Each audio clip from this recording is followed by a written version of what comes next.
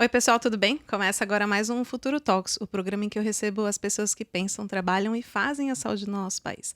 Meu nome é Natália Cuminali, eu sou jornalista especializada em saúde e CEO do Futuro da Saúde. Hoje, a gente vai falar aqui sobre o valor da inovação.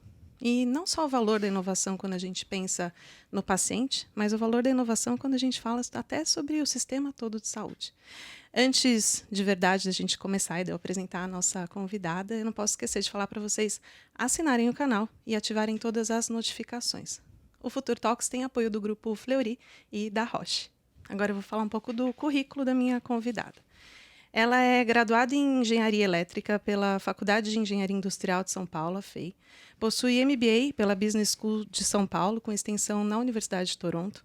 É membro independente dos conselhos de administração do Grupo RD, que é Raia Drogasil, e da Telefônica. Foi CEO do Hospital e Maternidade São Luís de 2008 a 2011. E desde 2013 é CEO da BP, a Beneficência Portuguesa de São Paulo. Então, eu queria dar muito boas-vindas a Denise Santos. Seja bem-vinda. Obrigada, Natália. Que bom estar aqui. Estou muito feliz que você está aqui. Eu também. Que bom. Eu também mesmo. Que Que bom. Que bom que deu certo. As meninas da saúde. As meninas da saúde.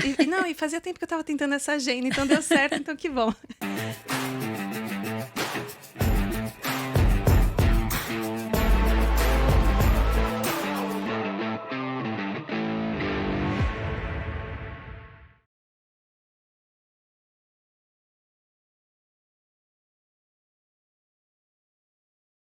Eu falei que a gente vai falar aqui sobre a inovação, o valor da inovação em saúde, mas a ideia é que a gente amplie bastante, né, a nossa conversa, passando por vários tópicos. Mas eu queria começar puxando por esse assunto pelo seguinte. Entre o fim do ano passado e esse ano, vocês, na BP, investiram em várias tecnologias, como robôs mais modernos, exames de imagem, como PET-CT, ressonância magnética com inteligência artificial. E a pergunta não é sobre os equipamentos de verdade. A pergunta é sobre qual que é a importância de investir em tecnologia e qual que é o que baliza a decisão na hora que você decide quando você vai investir em tecnologias desse tipo. Você sabe, Natália, um passo antes até. Eu acho que o nosso grande desafio é quando a gente fala de inovação, é trazer uma cultura de inovação para a organização. Tecnologia está aí, disponível. A sua pergunta é interessante, porque assim, quais são os critérios? Né? Até porque não tem recurso para tudo que aparece. Né? Então, tem uma questão de critério, vamos dizer assim, econômico-financeiro, mas acho que o que baliza para a gente é a visão de longo prazo. A gente tem um planejamento estratégico que a gente revisita ele todo ano. Hoje o nosso plano é um BP 2030, então a gente olha lá na frente, mas a gente está olhando 2030 desde 2020, então é sempre um planejamento de 10 anos. É claro que a gente não esperava uma pandemia no meio do caminho, mas eu vou te dizer que o fato de você planejar e olhar sempre para o futuro, especialmente na saúde, onde a gente tem disrupção o tempo inteiro, vide uma pandemia. Você sabe que quando chegou em 2021, a gente olhou para o nosso planejamento e falou, não está tão desatualizado. Sofremos um tranco. O fato é que o modelo de gestão de saúde, há muito tempo a gente vem questionando e dizendo que tem que ser mudado, então acho que a pandemia sacode isso um pouco mais. E esse olhar para a inovação, que saúde sempre trouxe, é impressionante, né? Você fazer vacina em 1 ano e pouquinho. Muito rápido. Muito rápido.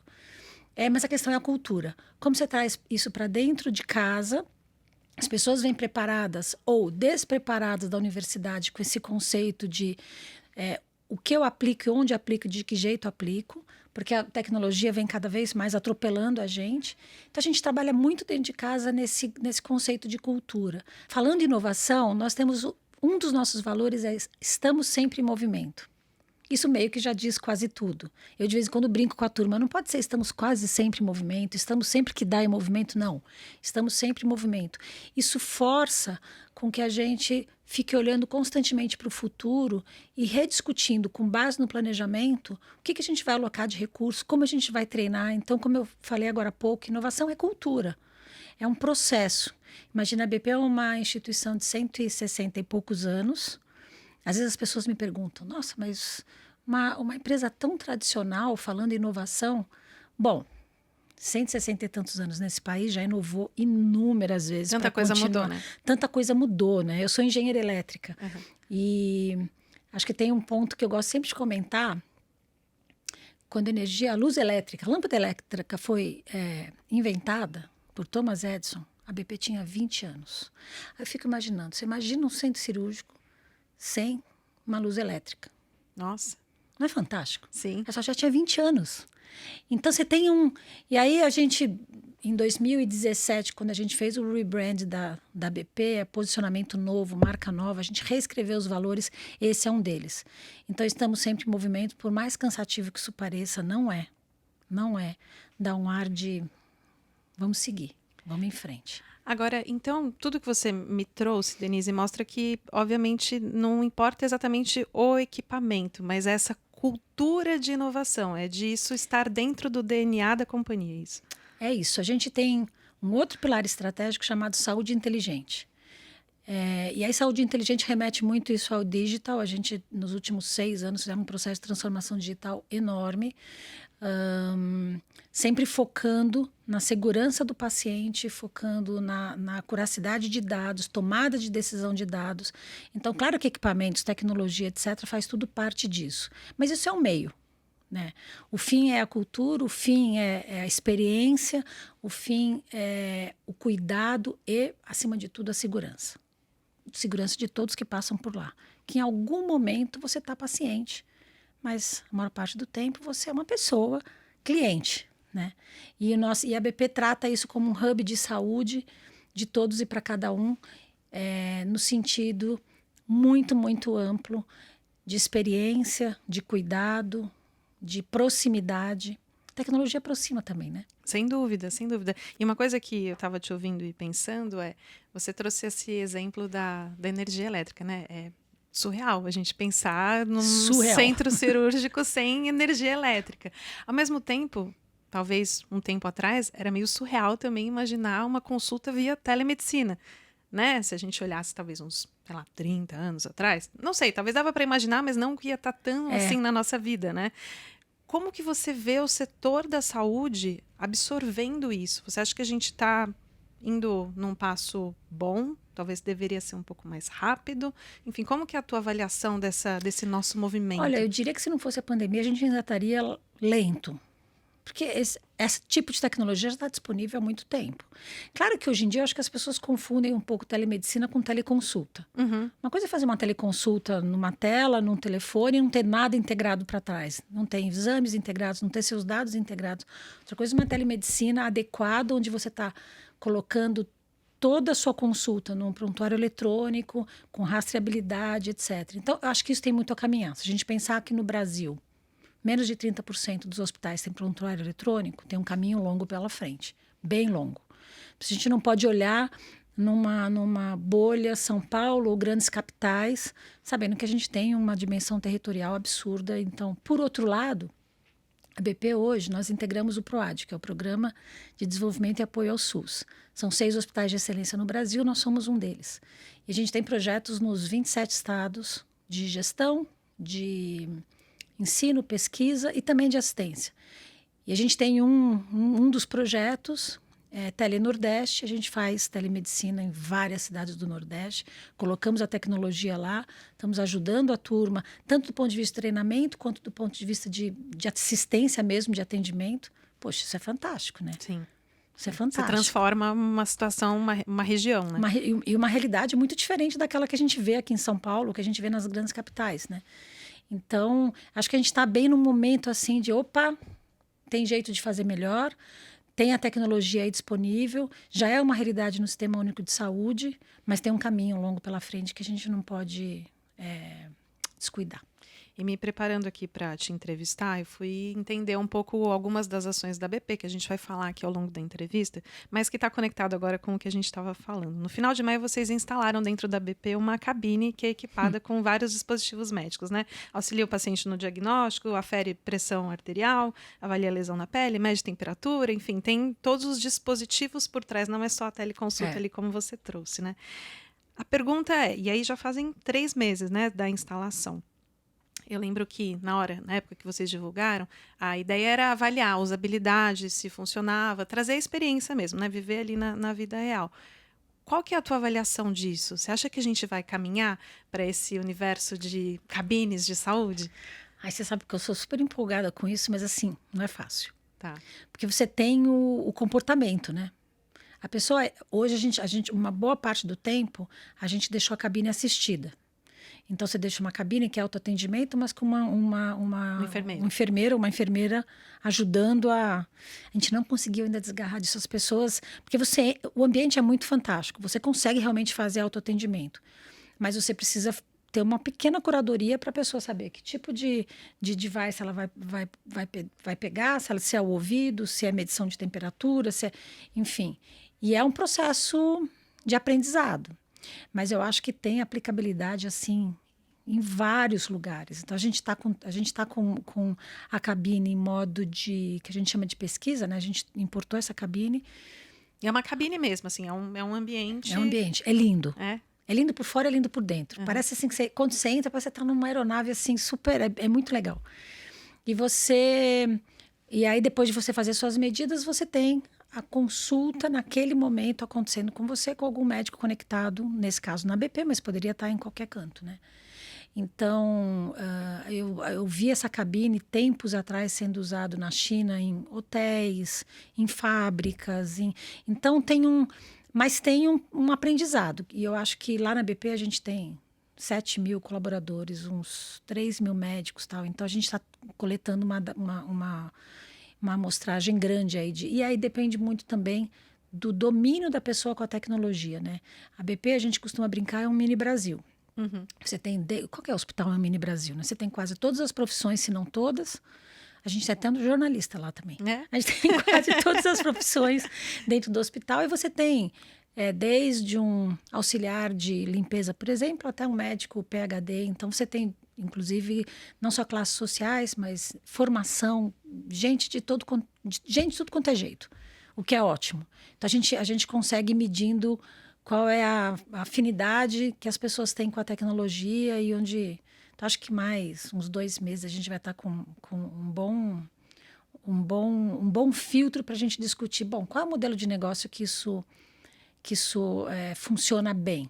Porque lembra que a pessoa vai usar, depois ela tem que higienizar tudo aquilo antes ou o próximo que vem tem que higienizar antes. Então tem toda uma curadoria que tem que ser ajustada, mas tá indo legal, viu? Mas é uma adaptação então mais das pessoas do muito que mais das pessoas. dos médicos, dos profissionais da saúde. Muito Eles mais, já se adaptaram, né? A gente está acostumado a ir para uma consulta e ser cuidado. Uhum. É verdade. É isso, você está numa consulta, você estica o braço aqui, você põe ali, agora deita, agora vira, agora vai, agora... Você fica olhando para a cara do médico para saber se está tudo bem? Você fica olhando para saber se está tudo bem. É autocuidado. Então, você faz os seus próprios exames, você faz os... E aí, a maneira que você... às vezes, você pode não colocar adequadamente no ouvido, assim, e aí a medição não é tão assertiva. Então, é um aprendizado. A gente está acostumado a ser cuidado quando fala de saúde, né? O que eu acho super bacana, porque a gente acredita muito no que a gente chama de medicina 4P. Predição, e hoje em dia isso é super possível através de genoma, enfim, mapeamento de DNA e tal. Então, predição, a prevenção, qual deles vem primeiro, tanto faz. A personalização, então o cuidado cada vez mais personalizado. E eu acho que o mais desafiador é a participação, que é o P de participação do indivíduo no seu cuidado de saúde. Então, a gente está falando, olha, além de você fazer exercício, se alimentar bem, ter boa noite de sono, socialmente bacana, você vai entrar na cabine e vai se autoatender. Então, é todo um processo. Mas eu acho que assim, a gente vai caminhar para isso. Você acha que os wearables vão ajudar a gente nisso também? Sem dúvida. Porque pelo menos já está no nosso corpo. Sem dúvida, sem dúvida. Eu acho que aqui também tem um step cultural que a gente tem que dar. Então, eu fiz um teste outro dia. Cheguei num médico e falei, olha, tá aqui. Não precisa medir nada. Tô aqui o coisa, vamos baixar aí. Denise, não, né?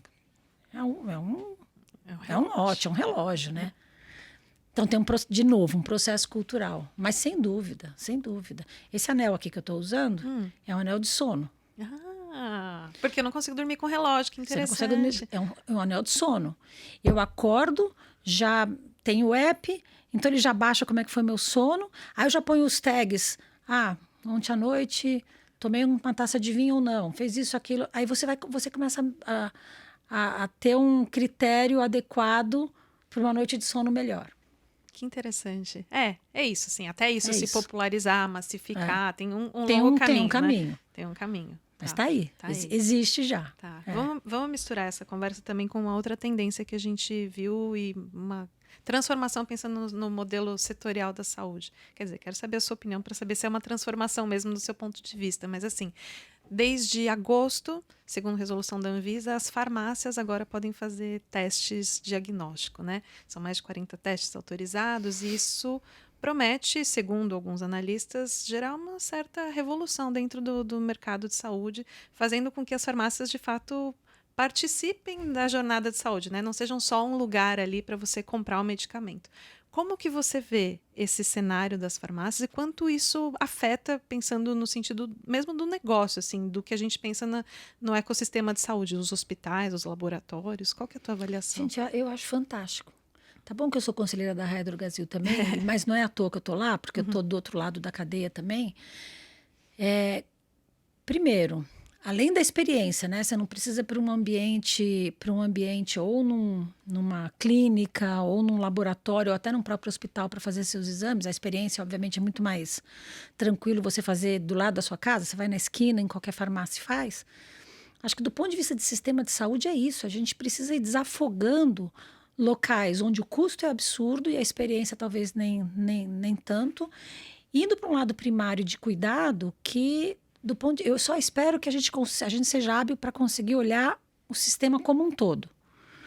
Então, eu sou super a favor que tem uma série de coisas que não precisa ser feito dentro do hospital, não tem que ser feito dentro do hospital. O hospital, para mim, acho que o hospital do futuro, quando a gente olha, são grandes centros especializados com média, alta complexidade. Claro, procedimentos de baixa complexidade, de day hospital, etc., vão continuar existindo. Mas muito mais focados, muito mais especializados do que é hoje hospitais absurdamente enormes e que fazem de tudo, né? Então, quanto mais a gente conseguir chegar, primeiro, perto desse consumidor de saúde, né, dentro do seu cuidado, que a gente acabou de falar aqui de autocuidado, numa medicina primária que evite uma série de encaminhamentos para o terciário, que é o hospital, tanto melhor. A gente precisa disso, o sistema precisa disso, para o cliente, paciente também, não tenho dúvida que é mais adequado. Então, acho que eu espero que as coisas ao longo do tempo vão fazendo assim, sabe? Quer dizer, quando a gente olha o sistema, a gente olha um sistema integrado, né? Não é o que a gente olha hoje, Não né? é o que a gente olha hoje. Uhum. Hoje é muito... E é interessante porque o sistema de saúde não é um sistema que se conversa como deveria, né? Vamos colocar... Aliás, a gente conversa demais. Acho que a gente só não resolve. Uhum. A gente viu a crise das seguradoras, que obviamente esbarram nos prestadores, agora começando a tentar... Né, voltar depois da pandemia, um absurdo de frequência de uso, né? As pessoas acho que ficaram mais, enfim, ou atentas ou cautelosas, não sei. A gente não consegue identificar ainda bem o que aconteceu. Uhum. Fraudes que a gente viu acontecendo de monte, e que não é de agora, Sim. que agora acho que veio à tona. Então, esse sistema precisa ser chamado realmente de sistema. E aí, colocar mais um elo nessa cadeia, que são as drogarias, as farmácias, ajudando nesse cuidado, é fantástico. É bem-vindo. É super bem-vindo. Legal. Super bem-vindo. Legal. Agora, você falou, né, de setor fragmentado e não se conversa e trouxe todos esses aspectos, e acho que vale a pena a gente entrar na interoperabilidade, né? Eu acho que tem esse grande desafio de você realmente ser integrado mais do que o discurso, e a BP tem isso, né? Foi pioneira com essa integração com a SAMI. Eu lembro que na época que isso foi no ano passado, né? Foi. E eu lembro que na época que a gente escreveu a matéria, que a gente apurou e tal, tinha dentro desse radar que outras integrações aconteceriam. Eu queria um pouco da tua avaliação, primeiro, saber se outras integrações aconteceram de interoperabilidade. Segundo, funcionou, não funcionou? Qual que é o passo 2 disso?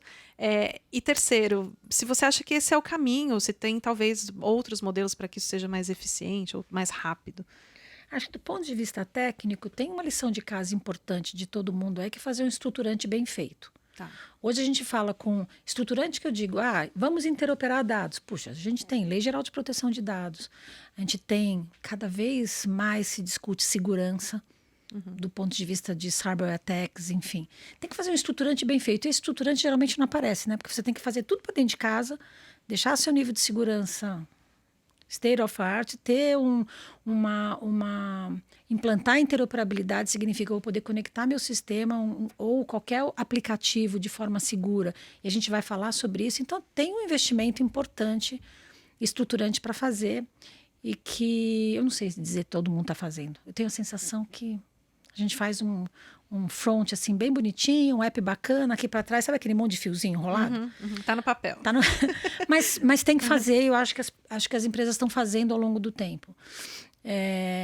Para a saúde seria fantástico, né? A gente, mesmo o próprio SUS fala da integração dos dados de toda a sua base.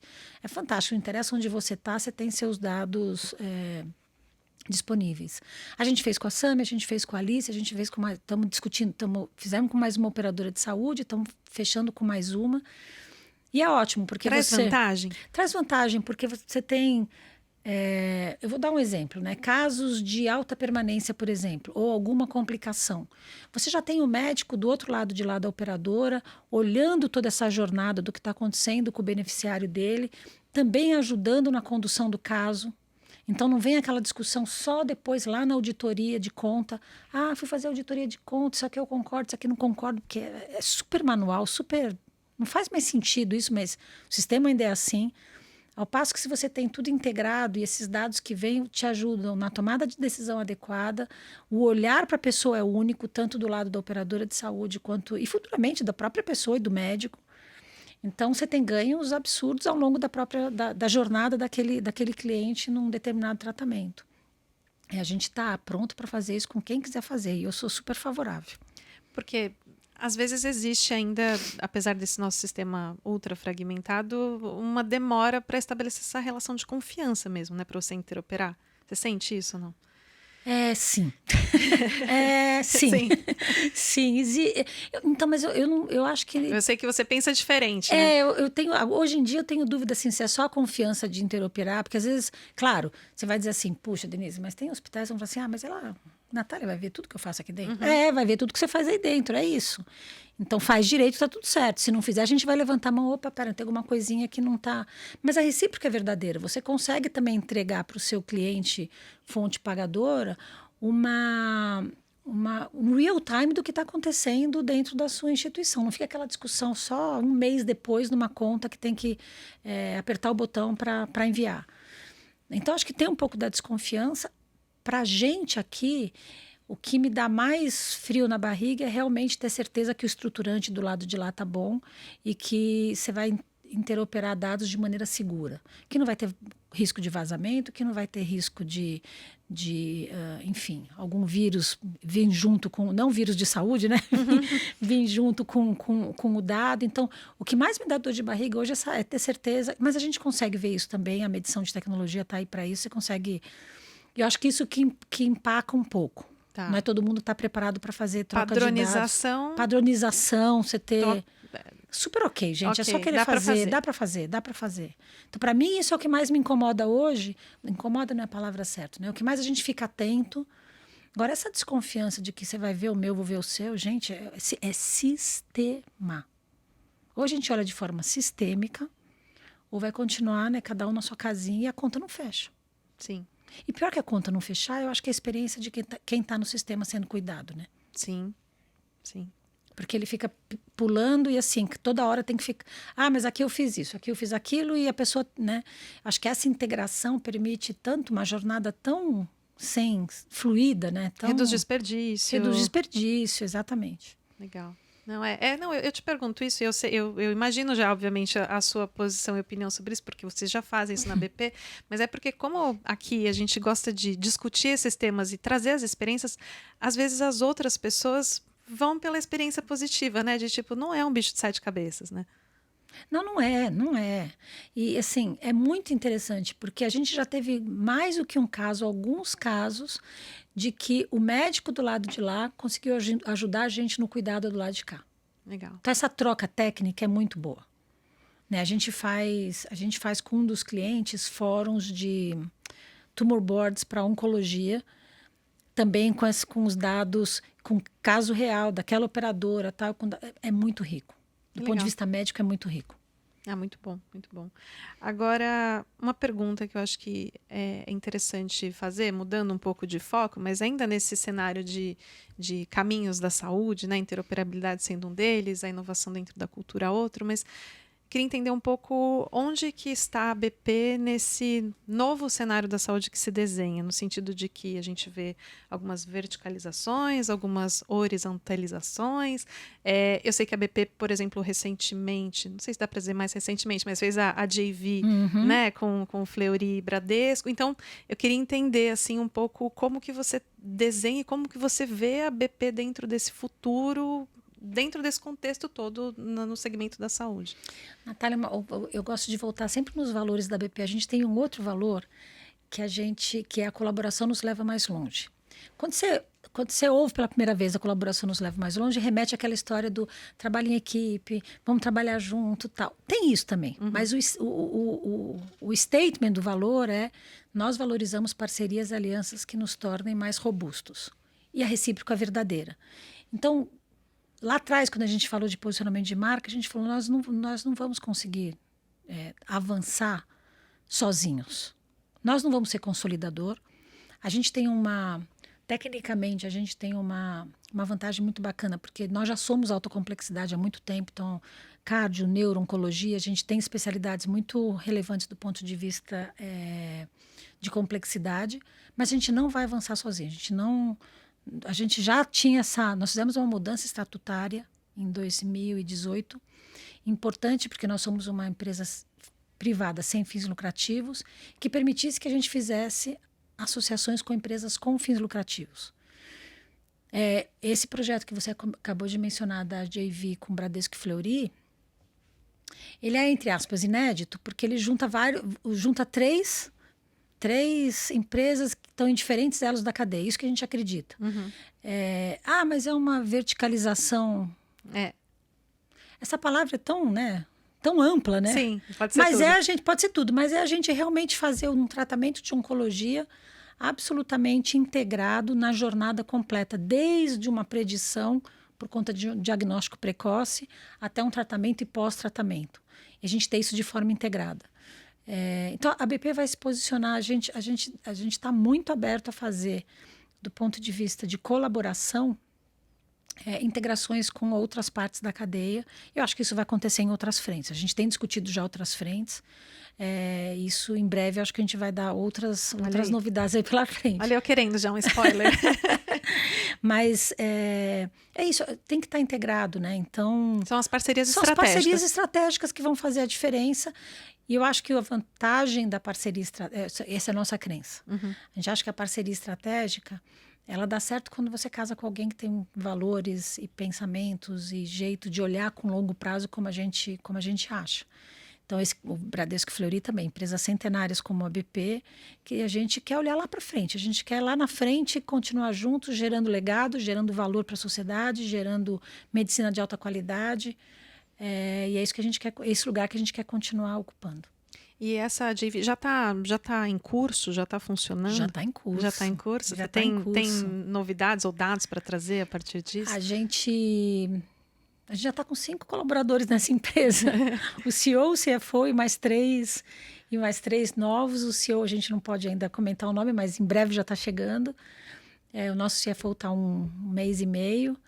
Então, é interessante porque é uma empresa com 3 acionistas velhos, mas a empresa é uma startup, tem que começar completamente diferente. Tá. Ela está calcada em muita tecnologia, então a gente está terminando de fazer o que a gente chama de plano estratégico. A estratégia digital dessa empresa, ela vai ter muita integração de dados, mas uma integração de experiência também, de jornada desse paciente. Ela vai nascer diferente, com modelos de remuneração diferentes, com produtos desenhados de forma diferente. Então, já estamos com uma pessoa comercial trabalhando nisso, já estamos com uma pessoa de produto. Trouxemos uma pessoa de tecnologia para, desde o dia 1, começar a fazer essa jornada integrada. Então, em breve a gente vai estar... Até o final do ano a gente lança a primeira clínica aqui na cidade de São Paulo. Que legal. Vai ser bem legal. Legal. Já tem o local ou também isso é segredo? Você tá cheia de segredos, né, Denise? Tem o local já. Mas, o que eu posso dizer, o local é bacana. Não, é que o local, a casa ainda está terminando de ser construída, mas é um local mas aí bacana. vai ser, mas assim, basicamente vai ser a partir desse local, o paciente ele vai seguir toda a sua jornada. Toda a sua jornada. Garantindo que ele está sendo assistido por esses 3 players principais. É isso aí. Tá. É isso aí. Tá. Então, eu vou acompanhar as novidades. A gente vai falar de novo, com certeza. Agora, queria te ouvir um pouco sobre o cenário dos planos de saúde. Você mencionou super brevemente, né, que a gente vê esse desafio, você falou das fraudes, de toda a questão da sinistralidade que está alta, o prejuízo, e agora a gente vê esse movimento, né, de talvez as coisas melhorarem um pouco.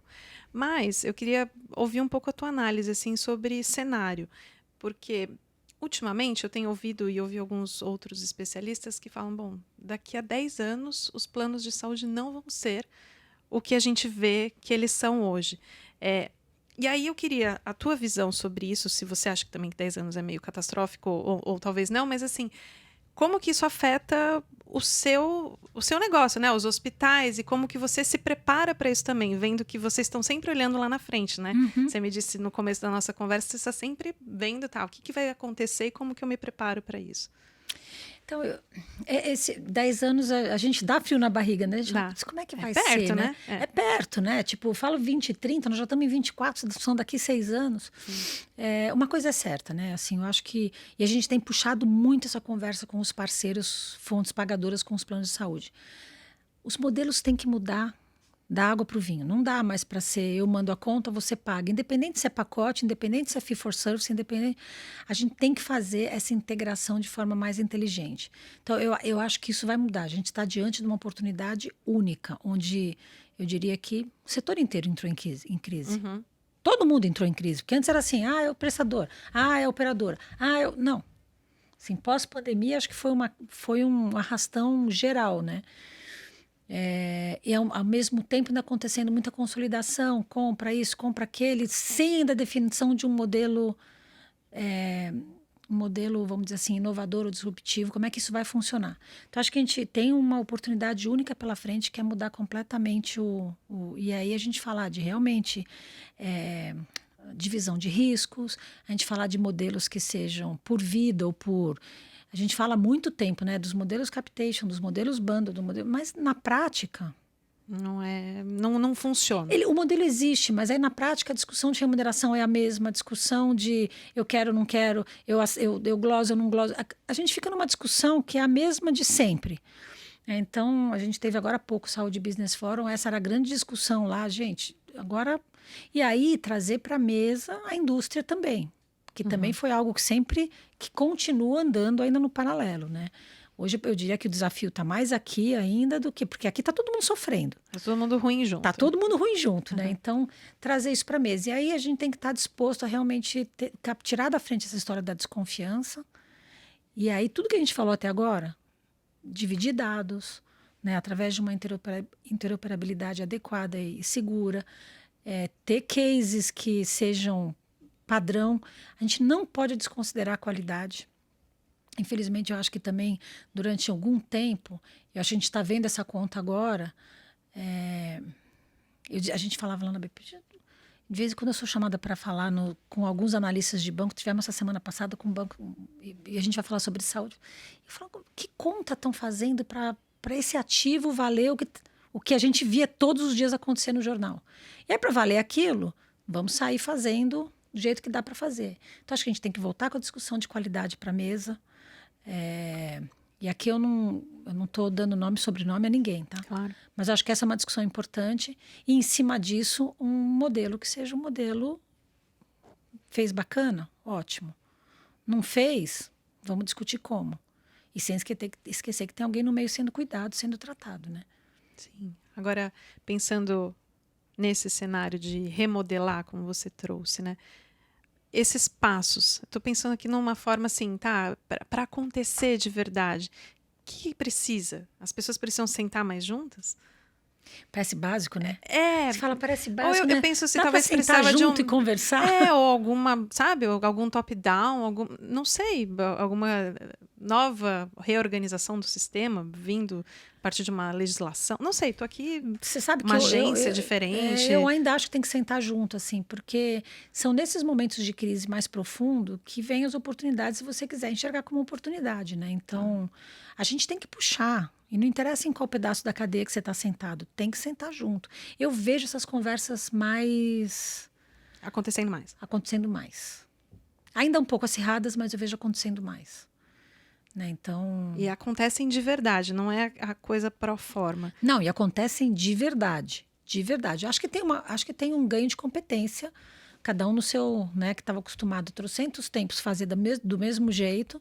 Então tem um ganho de aprendizado aí, gente. Não dá mais para fazer. Outro dia eu estava numa discussão com os nossos diretores lá na BP e a gente estava debatendo. Eu falei, gente, talvez não. Acho que eu tenho quase certeza. Se a gente admitir que a gente não tem a competência para fazer diferente, vai ajudar. Porque daí a gente vai buscar com gente, vai buscar em outro setor, vai buscar com gente. E a gente está nesse momento, sabe? Uhum. E eu falo, para a discussão. Vamos admitir que a gente... Vamos passar... A gente não é totalmente competente para fazer diferente. Porque a gente começa a discutir e volta no padrão anterior. Começa a discutir e volta no padrão anterior.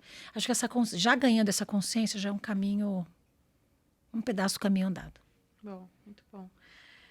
Eu queria... tem isso. Tô aqui vendo meu roteiro e controlando o tempo. Eu acho que uma coisa que é importante que a gente não abordou ainda eu queria entender o ensino dentro do radar da BP. Né? A gente vê esse movimento também das grandes instituições de excelência de saúde entrando nos cursos de medicina, até pela facilidade de ter os hospitais, de ter a formação de equipe. Eu queria entender como que é isso dentro do radar da BP, assim, qual que é o plano de vocês? Eu já vi que você já anunciou que isso deve acontecer em algum momento, mas queria mais detalhes. Você sabe, Natália, que a gente não é de falar muito, assim. A gente sempre teve educação, sempre teve ensino como um pilar importante da BP. Uhum. Até porque, por conta da alta complexidade que a gente sempre fez, então a gente tem em torno de 300, 350 residentes por ano da BP. A gente tem os internatos de algumas universidades estão dentro da BP de graduação, já fazem uma prática lá dentro. É importante para a manutenção dessa competência do corpo clínico, então ter o ensino e a pesquisa retroalimentando, assim, é meio que imbrincado esse tema. Mas aí, recentemente, a gente falou, não, vamos estruturar esse pilar de forma adequada. A BP tem uma escola de enfermagem desde, sei lá, eu já fiz acho uns 70 anos, 80 anos, e as pessoas falam, tem escola de enfermagem lá dentro? Então tem. Porque a gente forma, capta quase 80% das pessoas que formam lá ficam dentro da BP, também fazemos para fora. A gente falou, gente, ensino de qualidade é o que esse país precisa. Então, vamos colocar isso à disposição da sociedade, dos médicos, enfim. A gente estruturou um plano bem robusto de educação, também muito focado em tecnologia. Um dos nossos primeiros cursos vai ser tecnologia em saúde. Então, bem interessante. A gente lançou semana passada um curso de inteligência artificial para médicos. Importante. Não, todo mundo se cotovelando lá para ver quem vai fazer. Não sabe nem o que vai ver no programa. Mas já quer ir, porque assim, Mas é legal, porque a gente começa... Você fala desse mundo que a gente está vivendo hoje, de dados à disposição, o digital na mão de todo mundo. Mas na hora que você está lá dentro de um determinado cuidado...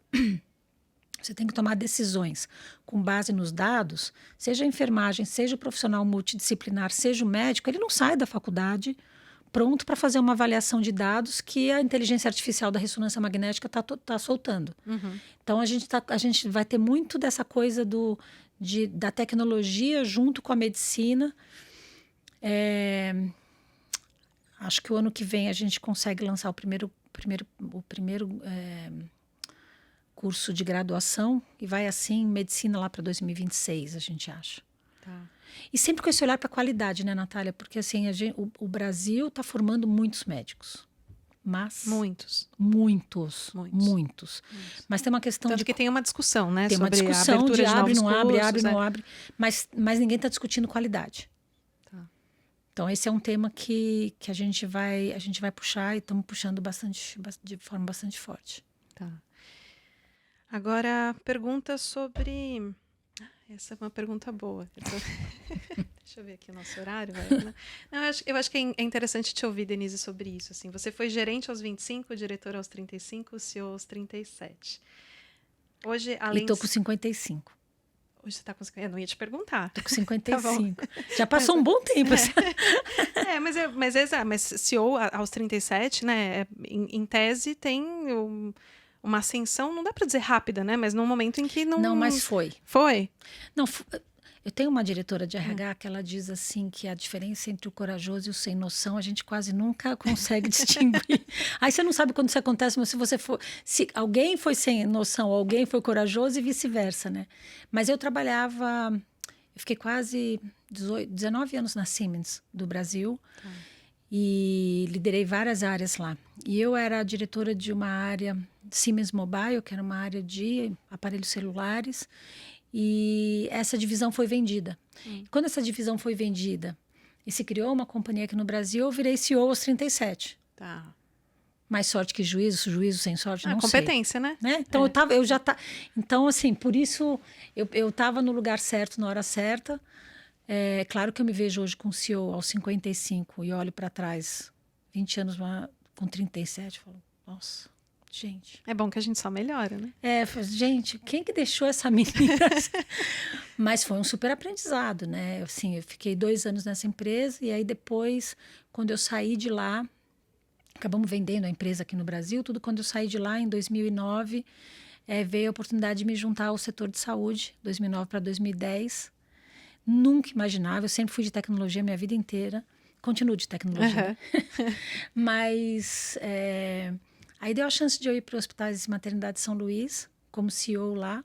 Tinha um processo importante de estruturação e de crescimento, até a gente fazer em 2011 para 2012 a venda para a Redditor, e o processo de consolidação começou naquele momento, né? Foi uma fase bem bacana. Daí eu saí, mas eu assinei o non-compete com eles por quase 1 ano e meio fora do mercado de saúde. Voltei para a multinacional. E aí, quando venceu esse período, a BP me procurou. Aí eu não pensei 2 vezes, porque... Voltei para a saúde. Voltei para a saúde. Tinha muita coisa bacana para fazer na BP e ainda tem. Esse ano fiz 10 anos. Nossa. Impressionante. Impressionante. Agora, você atua, e eu sei disso, que você atua em algumas mentorias, né? Para jovens lideranças e tal. Eu queria um pouco a tua visão, assim, de... Como que tem que ser o perfil do novo líder da saúde? Pensando em tudo isso que a gente trouxe, que você trouxe até agora, né? A saúde se transformando, vindo a tecnologia, e essa formação, e essa urgência, o que é fundamental? Sabe que a palavra fundamental para mim, e eu tenho falado muito essa palavra, é conexão. Tem que ser gente que está a fim de se conectar. Se conectar com o outro, se conectar na vida do outro, né? Prezar pelas relações. Quer seja no próprio cuidado da saúde, que exige isso, mas tudo que a gente acabou de falar, né? O sistema está tão não sistema, e isso não dá para fazer. A gente estava falando agora há pouco lá embaixo sobre a telinha do Zoom, né? Não dá muitas vezes para fazer só na telinha do Zoom, né? Você tem que estar próximo, você tem que conectar, você tem que estar a fim de dar o próximo passo. Então, acho que a palavrinha da vez para a liderança é conexão. E a gente perdeu um pouco isso. A gente perdeu muito isso em tempos de pandemia. E depois eu acho que a liderança hoje vive uma complexidade importante. Eu tenho falado isso dentro da BP e eu não tenho a resposta. Fui até fazer uns cursos para ver se eu achava as respostas em alguns lugares que começaram. Como é que está fazendo para conectar depois de pandemia, etc. Mas não tem a resposta ainda. Mas a liderança hoje vive, e aí não é só na saúde, né? Vive uma complexidade assim. Como é que eu combino? E eu vou usar uma palavra forte, mas você vai entender. Como é que eu combino a conveniência individual com o coletivo? Porque o mundo, a gente está discutindo exatamente isso, né? Eu quero ter minha flexibilidade. Todo mundo viu que o seu individual é muito valioso. Eu posso perder isso da noite para o dia. A gente viu isso na pandemia. Todo mundo perdeu alguém querido. Sim. E a gente vai na discussão desde o dia do rodízio, que eu não posso... Desde o trânsito de São Paulo até coisas mais. Eu quero almoçar com meu filho, eu quero aquilo.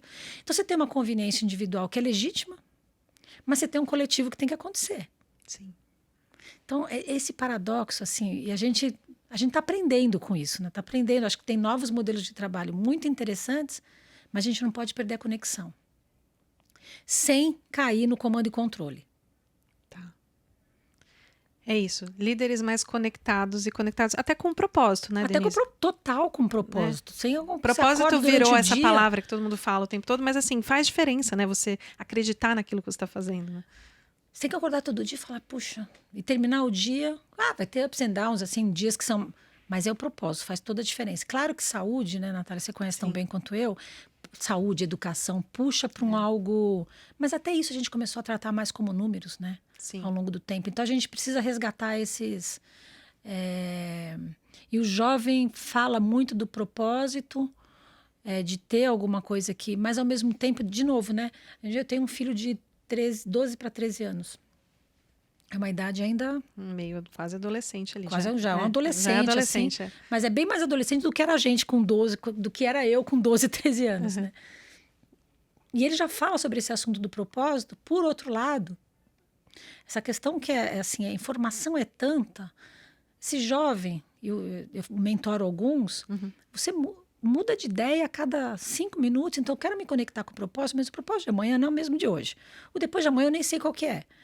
Então também tem uma busca ainda, acho que acelerou demais, né? A tecnologia acelera muito esse negócio da insatisfação até, né? Sim. Porque você tem... E eu tenho falado muito com os jovens assim, sai do título, sai do headline, aprofunda um pouco, né? Tem que voltar a consumir informação. Você é jornalista, né? Essa história de ficar só no... Não dá. Não dá. É isso que propaga as fake news. É por isso que a gente vive na infodemia, é por isso que as pessoas manifestam opiniões sem de fato saber do que elas estão falando. E é um risco, né? Então, de novo, conexão, acho que é a palavra. Muito bom. Agora, caminhando um pouco para o nosso final. Futuro da BP. Quais são os próximos passos? Mas pensando não em 30, em 24. Como que você vê? Bom, a gente, até 23, a gente está com um olhar muito forte no curto prazo, porque a gente saiu da pandemia. Foi uma época, né, que, claro, cuidamos e super cuidamos bem de Covid, mas o resto todo ficou para trás, né? Então, o foco muito de 23 e 24, a gente segue muito nessa toada, é restabelecimento de todos os processos. Então, eficiência operacional é uma palavra-chave para a gente. A gente está trabalhando forte nisso. Esse ano, inclusive, a gente está com a turma da Falcone ajudando a gente a revisitar os processos, olhar a eficiência de gestão, de indicadores. A gente vai terminar 23 mais fortalecidos do que a gente terminou 22, mas 24 segue nessa toada, sem perder essa visão. A gente tem 7 pilares estratégicos, 30 objetivos estratégicos, a gente priorizou 9 desses 30, não dá para fazer os 30 de uma vez. Esses 9 seguem até 2024, e desses 9 objetivos priorizados, são 23 projetos estratégicos relevantes. Então, a gente olha esses projetos todo mês, a gente tem o que a gente chama de one page, uma paginazinha só mostra o projeto, tem muitos focados em ganho de melhoria de processo, eficiência e experiência. Então, a gente segue 24 com bastante foco por ordem na casa. E você acha que vai ser melhor que 23? Porque 23 foi bem desafiador, né? Eu acho que vai ser melhor. Eu estou otimista com 24. De 23 continua desafiador, mas a gente tá conseguindo atingir os resultados que a gente se comprometeu. A gente teve reestruturação interna também em 23, então sempre primeiro semestre de 23 foi mais complicado. Fazer reestruturação nunca é simples, né? Mas eu acho que 24 vai ser mais adequado. Tá. Eu espero. Todos nós, né? Não, se depender da gente, vai. Sim, vai ser incrível. Denise, eu sempre pergunto para os meus convidados, a última pergunta, eu pergunto pautas quentes. Quais são as pautas que a gente, no futuro da saúde, tem que ficar de olho e realmente cobrir assim com mais atenção agora, nesse ano, no ano que vem? Quais são os temas-chave que você acha que a gente tem que prestar mais atenção? Olha, do ponto de vista prático, negócio, assim, a gente começou a nossa conversa falando de tecnologia. Então, a incorporação de tecnologia é uma pauta quentíssima. Tá. E é sempre aquela pauta assim, né? Sistema único de saúde. É tudo para todo mundo, de que jeito vai ser e como vai ser. Então, acho que daí trazer para dentro a turma da indústria é mandatório. Isso é uma pauta super quente. Não dá para falar que tem uma tecnologia nova, que um tratamento custa R$2 milhões. Isso não é acesso para brasileiro nenhum, né? 5 tratamentos, você quebra um plano de saúde menor. Então, acho que a incorporação de tecnologia é uma pauta super quente. Outra pauta quente essa questão da segurança cyber mesmo, né? De ataques. De ataques. Eu acho que essa é uma pauta fervendo. A gente vai, assim, eu tenho medo do que pode vir pela frente. A gente fez alguns assessments e a gente tem uma ferramenta, que não é uma ferramenta, inclusive, que a gente paga e a gente consegue olhar tudo quanto é empresa do setor, dos setores, não só de saúde. É uma ferramenta que ela fica medindo. Então, eu vou olhar aqui tua empresa, ela fica medindo o que é público. Tá. As tuas portas de entrada, etc, tal. E, nossa, gente...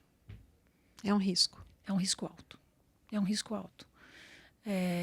Então, acho que isso é uma pauta super relevante. E só interrompendo, para você não perder o seu fio de raciocínio, mas essa é uma questão perigosa, porque parece que agora o setor da saúde está no alvo dos hackers, né? É porque é tão sensível os dados que circulam que você falar de um ataque e um resgate é quase que dizer assim, vão me pagar, porque não dá para ficar sem os dados que...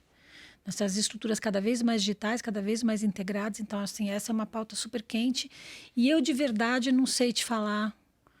Será que está todo mundo realmente olhando para o... Porque também tem uma questão de investimento, né? Que não é barato, né? Então, acho que esse é um tema importante. E, por fim, eu terminaria com isso que a gente falou, né? A gente tem que resgatar essas relações de confiança, resgatar uma pauta para a gente discutir em todos os fóruns que a gente tiver oportunidade de discutir.